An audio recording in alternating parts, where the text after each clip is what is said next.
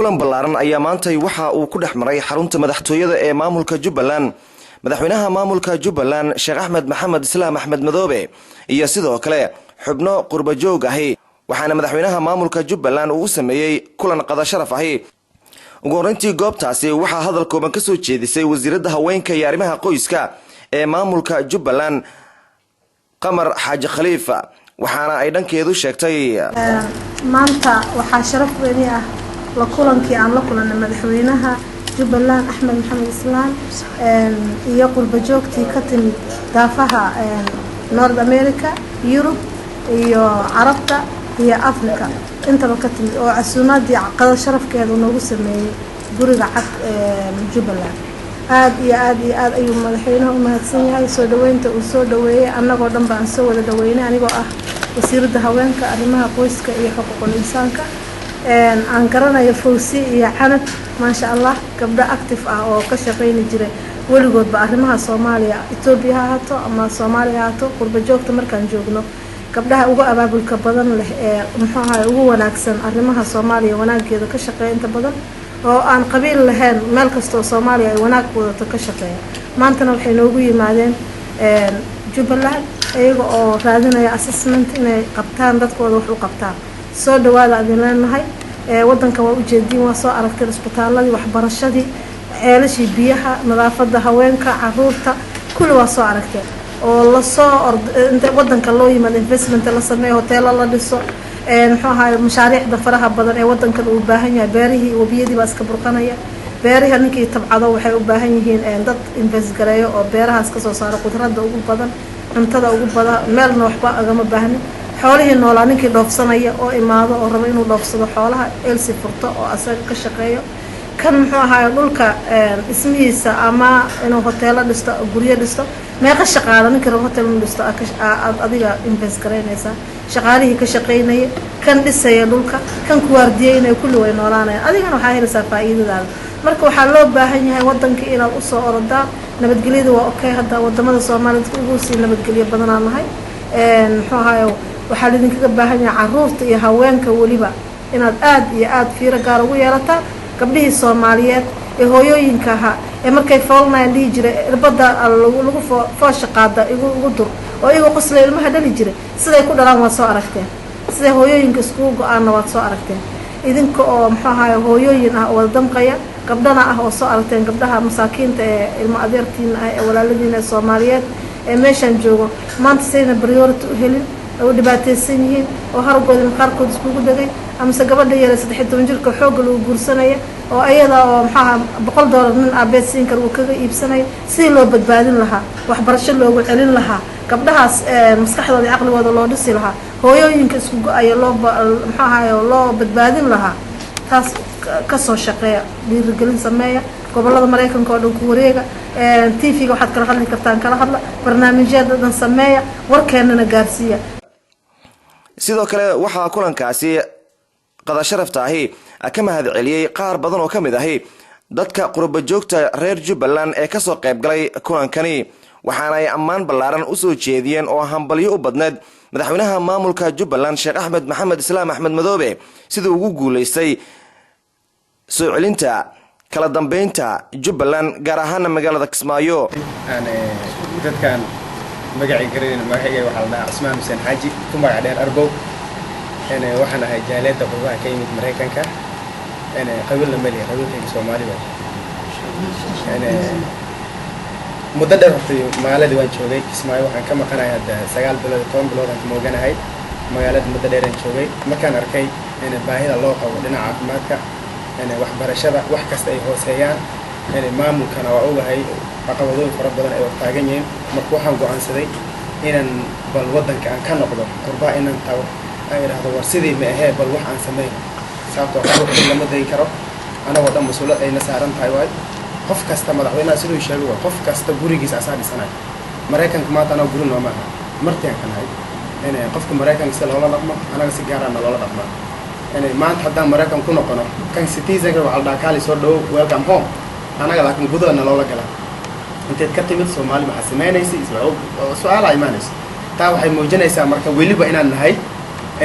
koyto marka laakiin Jubbaland koyto kama nihin waan leenahay anagoo dhan mas'uuliyad inaga saaranta inaan wada sameeyno qof kastana howlihiisa ama gurigiisa asaa dhisana horumarana laga rabaa ma aha kaliya dadka horumarka haddii horumar la rabo in siyaasad ku jirto laazim ma aha dadka siyaasiyiinta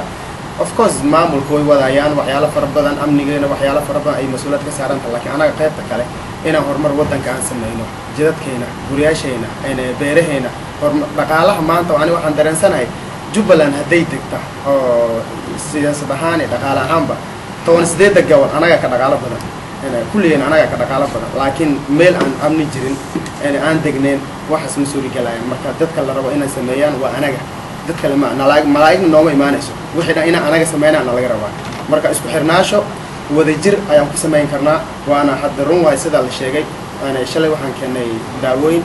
iska markaas daawada aan keennaba wiil ayaa xanuunsanaa oo baadiye ka yimid waaba loo baahnaa markaas dhakhtarada tamaba heenba meel laga raadiyo kuwa kalena beri ay imaanayaan waxyaalo kana way jiraan insha Allah madaxweynaha aad ugu mahadsan yahay maanta qadada sharafta noo sameeyay sida kale dadka qurbo joogta waa idin salaamaysaa madaxweyne diyaarna waxaan u nahay wax alaale waxay macquul ay tahay oo qarab jurbaha ay sheeg Jubbaland loo qaban kara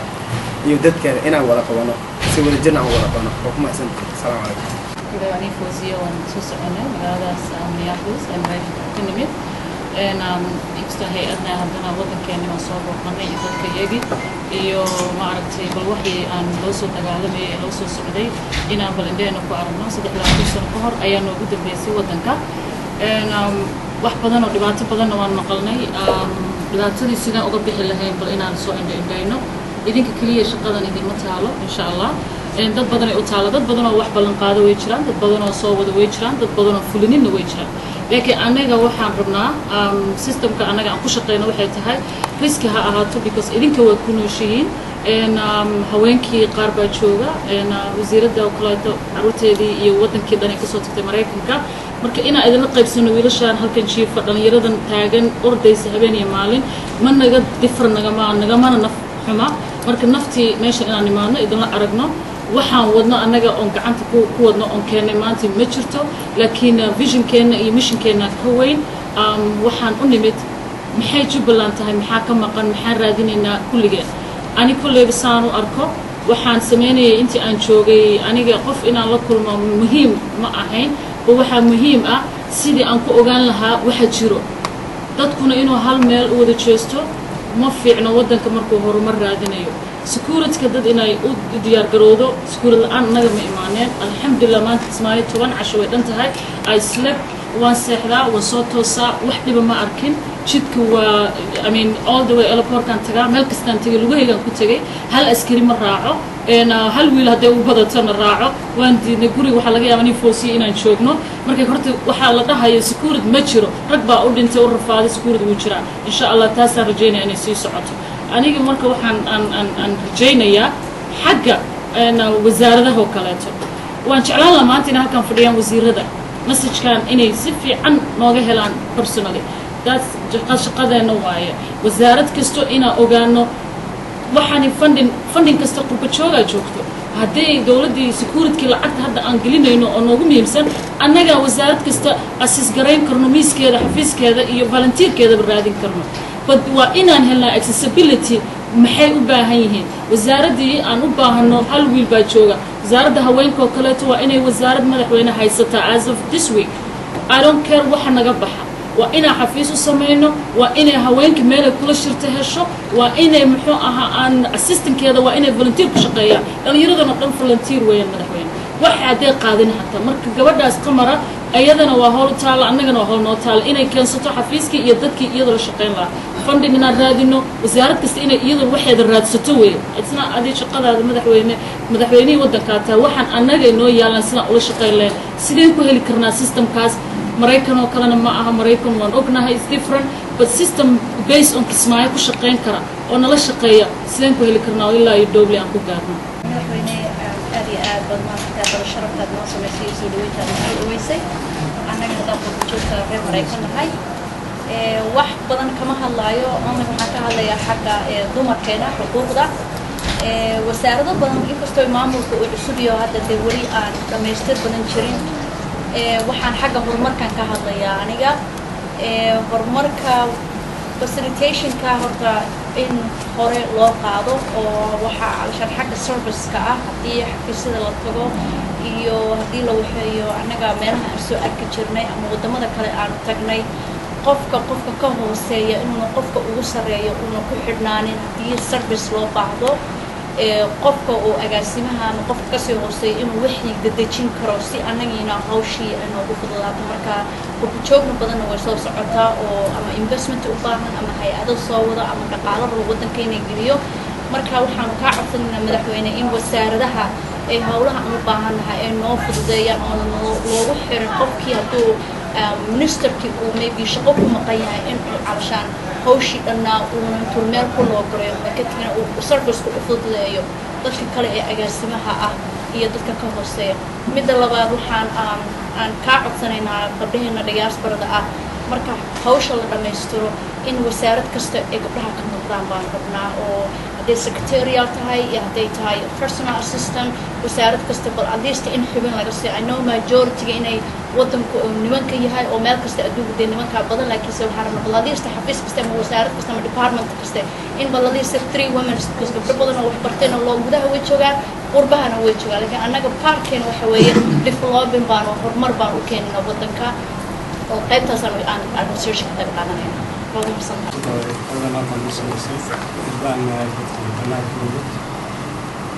joog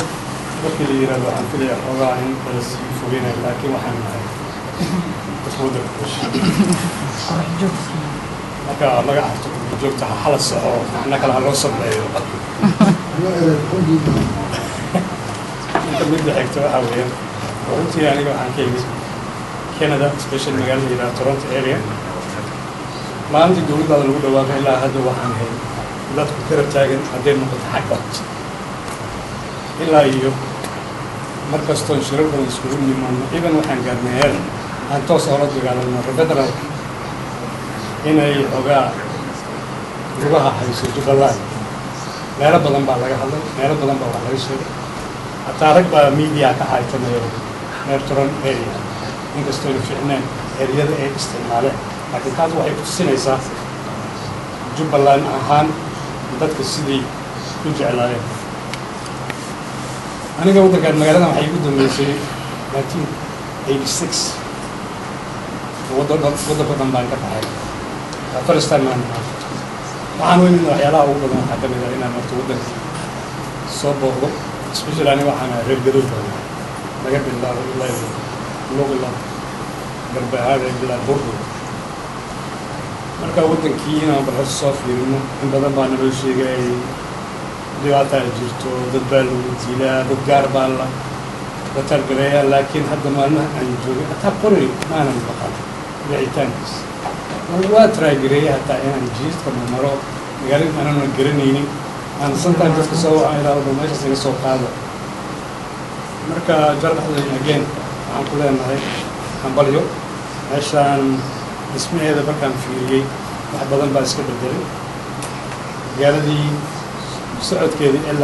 إلا هالكان وأول بس كده بدري وما دوي سكوت حجرته أنت هنا أنا هذا ما يشوف في السوق أو ما يعرفش كتير عن مرينا يا ده وضد ولا لا كليت كندي يموريكا يوروبا لكن أنا يقلفت بهذا المرة السي عربنا أنا ورقلنا كشكل سنوع إيه أنا شايف كبدل كرني وقبل كرني أروح قبل هذا شيء علوبة هي التوس كبير ولا سمايو مالتي أنا قاعد أشيل سماينو نحي نجس وبحه عشان أي أورحير نمارت نحي مسوق كمشكا أنا هي أدي مسوق والله بعد ما أقول دلنا وين عمرنا قلت كنا بتي جبلان سكر عم بعض كاتمين أبوستين وكاين هم السلام عليكم ماشي sheekada lama waxa ku soo gaabinaya aniga ra'yiga ka haystay Jubbaland iyo markaa arkay sidii xigaashiga ay Kismaayo waxaan ku mooday mise waxaad noqotay mise waxa la noqon doonay taasoo yani waxa weeyaan ka wada waxaan u haystay meel oo isku tooganayo meel oo isku dilaayo markaan soo baxayna dee boqol ruux bay soo wacday maxaa ku keenay meesha markaan imina dee waxaan arkay meel oo iska aamin ah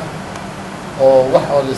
isdilaynin oo dad oo mataqaanaa oo saatiri adiga miidiyaha isku dilaayo oo qof meel maraykan iska fadhiya hebel baa dhintay waxaa dhaci karta ninka inuu isaga dilay waxaa la dhahayaa qolaad toogatay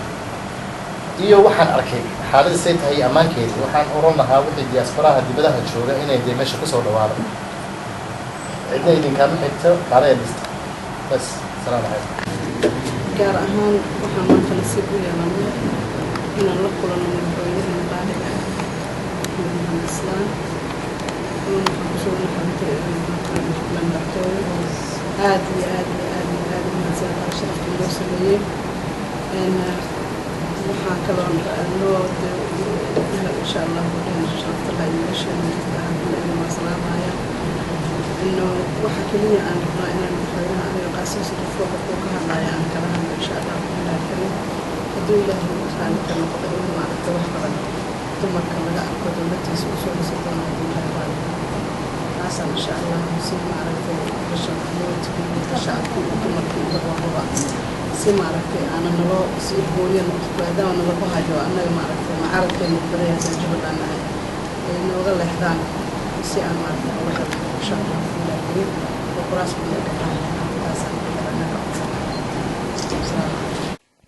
ugu dambeyntiina waxaa kulankaasi soo xiray madaxweynaha dowlad goboleedka Jubbaland Sheekh Axmed Maxamed Islaam Axmed Madoobe oo isaguna dhankiisa ammaan ballaaran u soo jeediyay qurba joogta isaguna ku amaanay sida wax qabadka lahi ee ay markaasi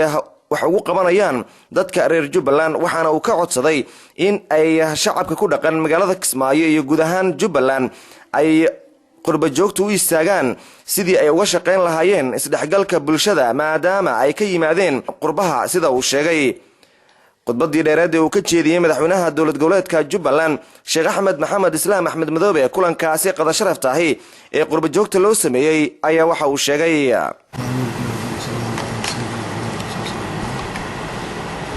waxaan aad ugu faraxsanahay in maanta qayb ka mid ah dhalinyaro badan iyo gabdho iyo waalidiin iyo dad badan oo ka yimid dibadaha oo ah dadka qurbajoogta soomaalida ay u taqaano inkastoo aan isleeyahay eray bixin cusub bay u baahan doontaa inaan maanta halkan ku wada qadayno oo aan isleeyahay waddan waxaa dhisa dadkiisa waxaa hadda ay u yimaadeen ama ha noqoto inay u yimaadaan inay waddankooda soo fiiriyaan ama ha noqoto inay maalgashi sameeyaan ama ha noqoto qaarkood inay keeneen tabarucaado sida hadda tiirkii keenay dawada oo kale oo community bantu ay ka keeneen North America hal farayd oo dawa ay ugu deeqeen isbitaalka magaalada Kismaayo يعني حقيقة waa qof la jeclaalid uu samayn karayo qof danaynaya qof garanaya wixii ka dambeeyay qof garanaya dadkiisu wuxuu ahaa qof garanaya meesha uu ka yimid iyo aan ku xisaabtamayno nolosha markaa ku jiray garanaya noloshii awowyaashii iyo ajdaadiisii iyo walaaladii iyo hooyooyinkii iyo dadkii gudihii ku jiray ay ku noolaayeen iyo baahidooda ayaa waxay sababaysaa markaa isxilqaanka iyo in badan inay sababto in dadku ay si xilkasnimo wax badan u sameeyaan waan uga mahad celinayaa xaq ahaan intii wax keentay iyo inta wax soo wada iyo inta timid ee bal u timid horta aan soo aragno waxaa qariib ahayd in la yidhaha Kismaayo walba joog baa tagtay oo xeebay ku dabaalashaan oo maalinta jimcaha la wareegaayo amnigeedu uu fiican yahay waa wax soomaalida miidiyahay inta badan wax ka qaadata saxaafadda iyo website-yada iyo waxa lagu qoran inta badan waxaa qora dad jiifa oo keliya computerka kor fadhiya oo wax xog oo kale sida ibliiskii hal eray intay soo ikhtidaafaan bay kun ku daraan oo been abuura oo iska dayan dadka wanaag iyo maslaxa iyo sulux iyo wax la sameeye isku dir iyo dhibaatyo mushkilad ka shaqeeya marka dadka inta badan waxa weeyaan ma qaataan waaqaca dhabta ee waxaa ka turjuma ama ay wax ka qaataan ama wax u sheega ama waxa weeyaan saxaafadda website hebel muxuu qoray intaasay ku waxaysan tahay marka horta waxaan leeyahay dadka gobolkan oo dhashay ama goboladan Jubbaland oo isleeyahay shacabka ugu badan bay noqon karaan soomaalida iyo dibadaha kulma in iyagu majority noqon karaan qurbajoogtaan filaya waa communitiga ugu badan ee soomaali oo dhan oo isku dhafan ka koobnaan karaya oo aan la odhanayn magaalo heble iyo qoyskii meel heble deganaa ayaan la odhanayna soomaali badan oo common oo isu timaada laga heli karayo waxaan isleeyahay marka waa faa'iido iyo guul iyo waxtar iyo wanaag dadka gobolkan ay nasiib u yeesheen inay matali karaan ka tursubi karaan mujtamac badaan iyagu u noqon karaan mataqaana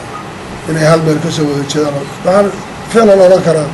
soomaalida iyo dib u heshisiinteeda iyo isu imaatinkeeda haddii la helo dadka qurbajoogta iyo unitkooda iyo isku xidhnaanshahooda oo ay noqoto in laga hadlo la yidhahdo hebel wallahi reer luuq baan isla ahayn hebel waxaan isla ahayn ree afmadow hebel badhaadhaan isla ahayn hebel ciyaal jamaamu ahaa yani shalay muqdisho waan garanaya ciyaal boordheere iyo ciyaal ansalooti iyo ciyaal nambar afar iyo ciyaal kaasabalaara iyo ciyaal shibis iyo saas maahay dadkii waaweyn ba hadda ciyaal boordheeraan ahaa buu kuleeyahy isagoo hadda 9 jir meelaha taariikhda leh waxaa ka mid a hadda afmadow oo kale ree afmadow waxa la yidhahdaa jiri jirta hadda way tasawada ree afmadow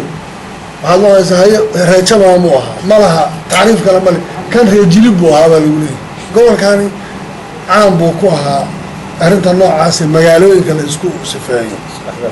ayna xaqiiq ahaan uu wax caadiya bay u ahay waxaan rabnaa in la soo celiyo marka oo communitiga xataa banaanka jiraay ase jubbaland marka laga taga iyo soomaali haddana ay isugu yimaadaan siday isugu xidhnaan jireen iyo waxay ahaan jireen iyo say ahaan jirta waan garanayaa iyadoo la isugu hiiriyo isku xaafad maanihin yaal xaafadan aan isla nahay iyo ma jira qabiilkan iyo waxaan la isku dilay waxaan faraha baa ninka hadduu adeerkii dhalay oo magaalo kale ka yimaado kanay isku xaafadda yihiin baa u ahaa tol qabiilkan markaa tacaarufkii wuu ka tegey dhib buu keenay shiduu abuuray waa la isku dilay mushkilad bay keentay waa waxaan is oran karna soomaalida maanta waxay u baahan tahay taariikhdii waaye inaan dib ugu noqono laga yaaba qaarkiin inuuna dallanayn inkastoona aan lafteeda idinka weynin yani waktigay ahayd iyo siday ahayd iyo waa wax u baahan in dib loo maro oo dib loo fiiriyo taarikhda dib loogu maro waan idinka mahad celinayaa ciddii wax keentay ciddii sahan ku timid ciddii rabta inay maalgash samayso ciddii keliya bal inay eheladii soo booqata xataa u timid aad baan idinkuna mahad celina idiinna soo dhaweynaya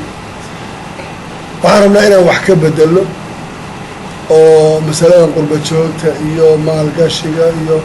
qurbajoogta ona waxaan ku arabna waxawey kuwa wax qabanayo oo dadka wax u qabanayo oo ugu yaraan xataa ma aha in dhaqaale iyo investment maalgashi ma aha maskaxda iyo cuquusha u baahan in la dhaqo maanta markaad idinkoo 5 state ka wada yimid ka kala yimid oo markii horena 4 district iyo 10 kalaan iyo u qaybsan intaasoo xaafadood idinkoo wada socdaan isla timaadaan oo aad xaafadba mar tagtaan ood community walba mar la hadashaan ood cid walba idinkoo isku tiim oo la hadashaan isbedel baa dadku imanayso dadku waxbay dareemayaan soomaalinimaday dareemayaan wadaniyad bay dareemayaan midnimaday dareemayaan waxa ka dhexeeyay dareemayaan laakiin hadday noqoto inuu inu waliba intu yimaado xaafadoodii yaa qaraabaha ree qurac u tag adna ree qasax u tag kana kan u tag sii kala qaybino qurbajoogtu waxaan is leeyahay shar iyo khayrba dibadda aad bay ugu badiyaan haddaad maqasho abaabul baa jira dagaal iyo waxbaa la guraya qolada ugu badan ee wax abaabusho ee dhaqaalaha gurta ee dadka isku dirta waa qurbajoog maaha hadda markaad gudaha timaadaan inaan u jeedo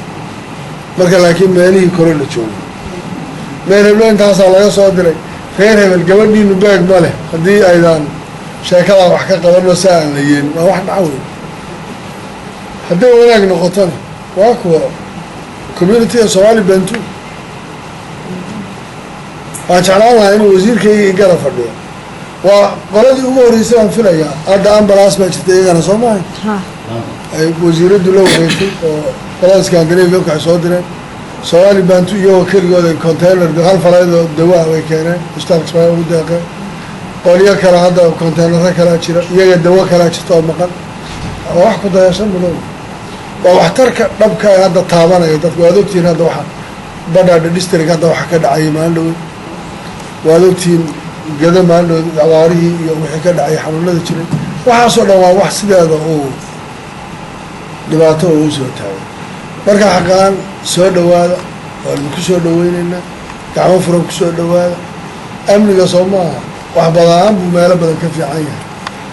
waxaad ka soo qiyaas qaadaan dadku intay amniga rabaan horta inta rabtiyo intaan rabin kee badan baad u malaynaysaa inta rabtaa badan laakiin maxaa firfircoon inta aan rabin nin bay maslaxadiisu ku jirtaa dawlad maxay igala maqan tahay sababtoo ninkan wuxuu ku irtisaaqay fawdo wuxuu ku koray fawdo wuxuu ku nool yahay fawdo ma kala lahaa dhiig iyo mataqaanaa waxyeelo dad iyo aakhire maxaa ka jira iyo waxaas oo dhan shaqo ku mara nooca markaa dadku markay yihiin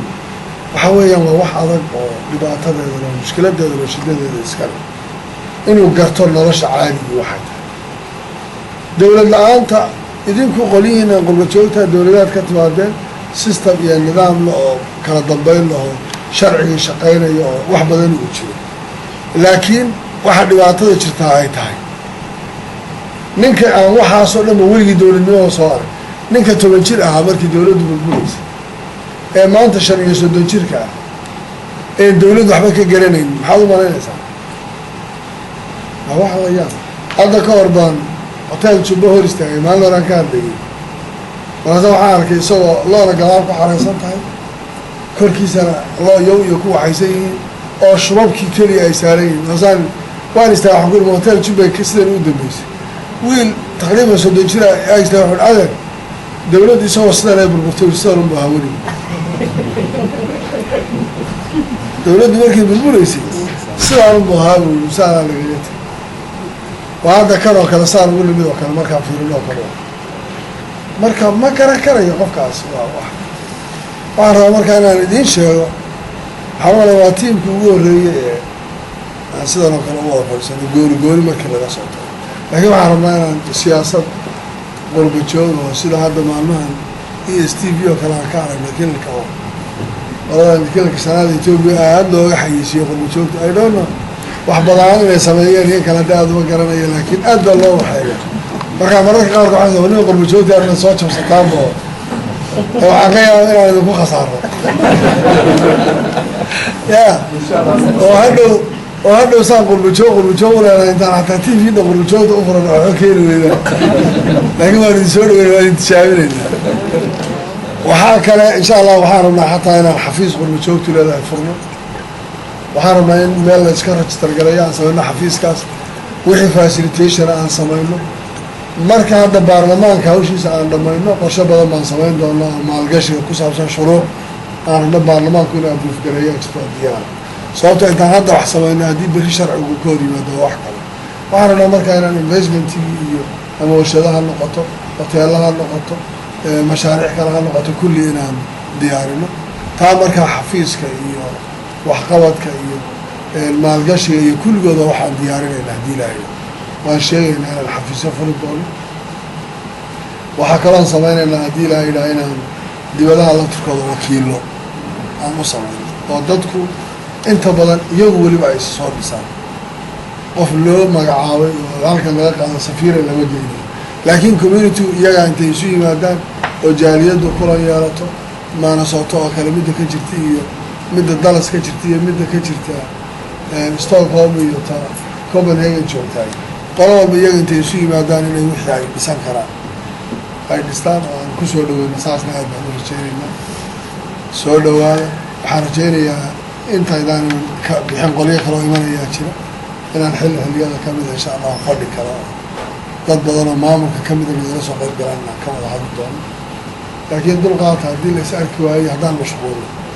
dagaalkaan aad arkaysaan oo hirigtiya qacdaa lagu jiraa marka oo amnigii lasoo horumarkii baal zero waa laga bilaabay scratch waxa ugu badan inaad hadda qabataan waxaan rabaa inay noqoto dadka wacyigelintiisa idaacadda waa in laydinka siiyo waqtiyo telefishinkii weli waxaan umalayn qabiyu naga yahay mar loo dhamaystiro laakiin inaad waxqabadkiina iyo wax badan aad ka hadashaan oo dadka midnimadiisa iyo walaalnimada iyo soomaalinimada iyo waxa dadka ka dhexeeya iyo isku xidhnaanshaha dadkaas iyo siday dowladnimadu waxay tahay iyo wax badan bay idinka bannaan tahay inaad idaacadda xataa laga siiyo mararka qaarkood barnaamijyo ay kaga hadlaan oo sidaas loo sheego dadka qabiilku waxa uu yahay waa kii rasuulku alayhi salaatu wasalaam dacuuha fa inaha muntin war waa uf baalkaan iskaga taga qabiil yani ma aha sheegista la sheegaya iyo tacaarufku ma aha in laysku laayo oo dhib laysugu geysto oo mushkilada abuuro oo wax intaa ka bedelan markaa taana insha allah waxaan isleeyahay waa dowrka aad idinka laydinka baahan yahay inaad qaadataan soo dhawaada marar kale aynu is arkaynaa wixii hoose iyo wixii gaargaara insha allah kulamo kalaan ka yeelan doonaa qolyo kalea idiin soo socday waxaan rajaynayaa in ilaa 20 February hadda baarlamaanka haddaan hawshiisa iska dhammayno sida waqtigu uu yahay in wax badan aad arki doontaan haddii ilaahay yidhaahdo dee baarlamaanka laftirkiisa iyo hadda haddii su-aal baad jeelin lahaydeen qurbajoogta waxba ku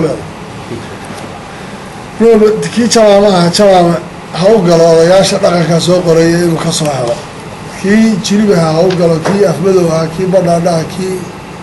ceel waaqaha midka ah badaxa doolo midkii ah luuq midkii ah baadheer odayaasha dhaqanka iyo degmada iyo qaabka loo soo gelaya waxay la tahay riddeedaas waad garanaysaan halkaasaa laga gelaya anigu waxaan isku dayayaa bal waxoogaa xanna way jirtaayo ninka odaya waxaa la gabdhaha lamana qadeeyo inta badan indhahan hoos buu uga foorfooraya had kadib indhahan kor u taagi doona waxaa sharciga u geliyaa baan sababta laakiin wixii gabdhaha ani calacalkooda qaadi karaa laakiin ragga ma qaadi karo wixii ragga calacalkooda raggaa iska leh marka taasna insha allahu saasaan yeeli doonaa aad baad umahadsantihiin magaalada Kismaayo ee xarunta gobolka Jubbada Hoose waxaa dhawanahanba ku soo qulqulayay qurbajoog kala duwan kuwaas oo ka kala imaanaya Mareykanka, Yurub iyo sidoo kale meelo kale oo dunida Carabta kamid ahi kuwaas oo u imaanaya magaalada Kismaayo sidii ay u xaqiijin lahaayeen qaabka kaliya ee markaasi maalgashi ugu sameeysan lahaayeen deegaanada Jubbaland iyagoona markii ay soo gaareen magaalada Kismaayo tilmaamayna in ay aad ugu farxeen kala dambeynta ka jirta xarunta kumeel gaarka ah ee maamulka Jubbaland ee magaalada Kismaayo. Aadan Maxamed Salaad, Aadan Kismaayo, warbaahinta qaranka magaalada Kismaayo.